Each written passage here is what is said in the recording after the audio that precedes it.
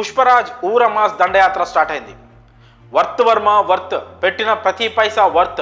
ఆ సీన్స్, ఆ ఎలివేషన్స్ కళ్ళు చెదిరిపోయేలా ఉన్నాయి. వర్మ మైండ్ బ్లోయింగ్, వేరే లెవెల్ వర్మ అంటూ ప్రీమియర్స్ ఫస్ట్ రోజు చూసిన ప్రతి ఒక్కరు కాలర్ ఎగరేసుకుంటూ చెప్తున్న మాటలు ఇవి. తెర మీద బన్నీ మాస్ తాండవం ఆడాడు.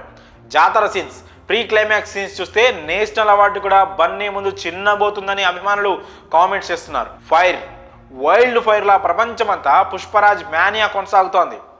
2-3 షోస్కే ఈ రేంజ్లో టాక్ నడుస్తుంటే ఇక మరికొద్ది గంటల తర్వాత మీడియా, సోషల్ మీడియాలో రచ్చ మొదలవుతుందని చెప్పి తీరాల్సిందే. 3 ఏళ్ల బన్నీ సుక్కు కష్టానికి ఈ రోజు సరైన ఫలితం దక్కిందని చెప్పడంలో ఎలాంటి సందేహం లేదు. తెర మీద బన్నీ చేసింది ఊర మాస్ తాండవం అయితే, తెర వెనక ఉన్న సుక్కు కష్టానికి 10 ఎక్కువే. సుకుమార్ లేబర్ మాస్ స్పెల్లింగ్ చూపించాడని సోషల్ మీడియాలో సుకుమార్ను తెగ పొగిడేస్తున్నారు అభిమానులు. నిజమే కదా మరి.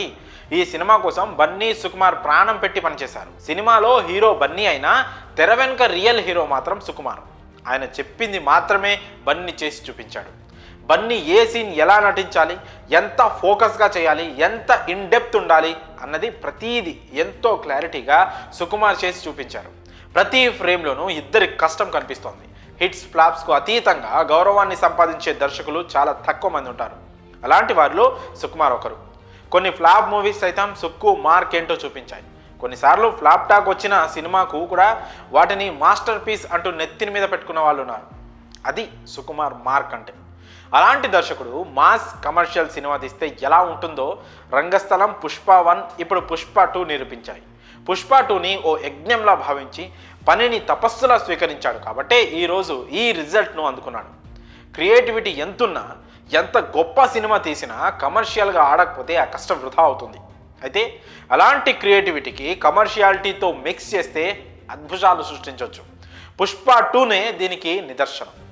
ఒక యాంటీ సోషల్ ఎలిమెంట్ లాంటి పుష్ప క్యారెక్టర్ని సూపర్ హీరోగా చూపించడం చాలా కష్టం. పక్కాగా మాస్ను ఒప్పిస్తూ మెప్పించాల్సిన విషయం. సుక్కు రైటింగ్లో చేసిన మ్యాజిక్ వలనే ఇది సాధ్యపడింది. పుష్ప అనే వరల్డ్ బిల్డ్ చేయడం, వాటి చుట్టూ పాత్రల్ని సృష్టించడం అనే పాయింట్ దగ్గరే సుకుమార్ సక్సెస్ అయిపోయాడు. 3 ఏళ్ల పాటు ఒకే సినిమాకి కేటాయించడం హీరోలకే కాదు దర్శకులకు రిస్క్ ఫ్యాక్టరీ. ఓవైపు బడ్జెట్లు, వడ్డీలు తడిసి మోపెడవుతాయి. అయినా సరే సుకుమార్ వెనక్కి తగ్గలేదు. ఆ రిస్క్ని భరించాడు. మొన్నటి వరకు 1000 కోట్లు పక్కా అన్న ప్రేక్షకులు సినిమా చూసిన తర్వాత 2000 కోట్లు పక్కా అంటున్నారు. ఈ మాటల ముందు 5 ఏళ్ల పాటు వారు పడిన కష్టమంతా మర్చిపోతారని చెప్పడంలో ఎలాంటి సందేహం లేదు. ఇప్పుడు దేశం మొత్తం సుకుమార్ వైపు చూస్తోంది.